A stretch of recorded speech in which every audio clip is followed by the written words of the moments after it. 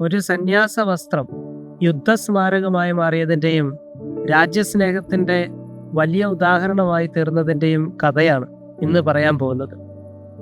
ഈ ചരിത്രം നടന്നത് പോളണ്ടിലെ വാഴ്സോയിലാണ്. വാഴ്സോ നഗരത്തിൻ്റെ ഹൃദയഭാഗത്തുള്ള വോള എന്ന് പറയുന്ന കൊച്ചു ഗ്രാമം. ആ ഗ്രാമത്തിലെ റിഡംറ്ററിസ്റ്റ് സന്യാസികളുടെ കഥയാണ് ഇന്ന് നമ്മൾ കേൾക്കാൻ പോകുന്നത്. വർഷം 1944, രണ്ടാം ലോകമഹായുദ്ധം കൊടുമ്പിരിക്കൊണ്ടിരിക്കുന്ന കാലഘട്ടം. എത്രയൊക്കെ ശ്രമിച്ചിട്ടും റഷ്യയെ കീഴടക്കാൻ സാധിക്കുന്നില്ല എന്നും റഷ്യയെ കീഴടക്കിയില്ലെങ്കിൽ ഈ യുദ്ധത്തിൽ അമ്പെ പരാജയപ്പെടുമെന്ന് മനസ്സിലാക്കിയ അഡോൾഫ് ഹിറ്റ്ലർ ഏതു വിധേനയും റഷ്യയെ കീഴടക്കാനുള്ള ഉദ്യമത്തിന്റെ ഭാഗമായി പോളണ്ട് ആക്രമിച്ച് കീഴടക്കാൻ തന്റെ നാസി പടയോട് ആജ്ഞാപിച്ചു. അദ്ദേഹത്തിന്റെ നിർദ്ദേശം അനുസരിച്ച് വാഴ്സോ കീഴടക്കാനെത്തിയ നാസിപ്പട ഇവിടെ ഏറ്റവും വലിയ കൂട്ടക്കുരുതി നടത്തിയത് ഒറ്റ ദിവസം കൊണ്ട് 50,000-ലധികം പേരെ കൊന്നൊടുക്കിയത് വോള എന്ന നഗരത്തിലാണ്. ആ നഗരത്തിന്റെ ഹൃദയഭാഗത്തായിരുന്നു റിഡംറ്ററിസ്റ്റ് CSSR സന്യാസിമാരുടെ ആശ്രമ ദേവാലയവും ഭവനവും.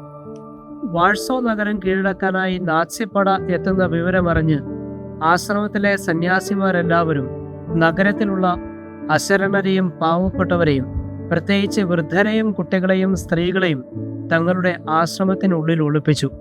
ഒപ്പം മുറിവേറ്റ ധാരാളം പോളിഷ് പട്ടാളക്കാരും. പക്ഷേ ഈ വിവരമറിഞ്ഞ് ആശ്രമത്തിലേക്ക് ഇരച്ചെത്തിയ നാസി പടയുടെ മുന്നിലേക്ക് ഇവിടുത്തെ ഓരോ വൈദികരായി കടന്നു നിന്നു.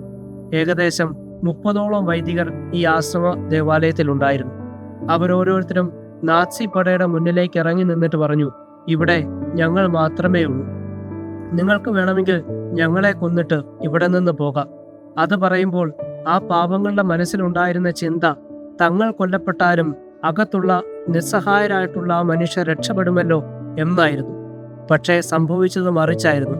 തങ്ങളുടെ മുന്നിലേക്ക് ഭിക്ഷാന്തയികളായി ഇറങ്ങി നിന്ന ആ പാവപ്പെട്ട സന്യാസി വര്യന്മാരുടെ നേർക്ക് 20 വയസ്സ് മുതൽ 74 വയസ്സുവരെ പ്രായമുള്ള സന്യാസിമാരുടെ നെഞ്ചിലേക്ക് നിറയൊഴിച്ചതിന് ശേഷം അവർ ആശ്രമത്തിലേക്ക് ഇരച്ചു കയറി അവിടെ കണ്ണിൽ കണ്ട എല്ലാവരെയും കൊന്നൊടുക്കി.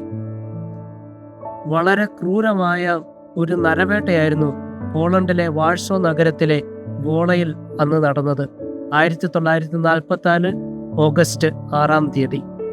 രണ്ടാം ലോക മഹായുദ്ധകാലത്ത് ഏതെങ്കിലും ഒരു നഗരത്തിൽ നടന്ന ഏറ്റവും വലിയ കൂട്ടക്കുരുതികളിൽ ഒന്നാണ് പോളണ്ടിലെ വോള നഗരത്തിൽ അന്ന് നടന്നത്.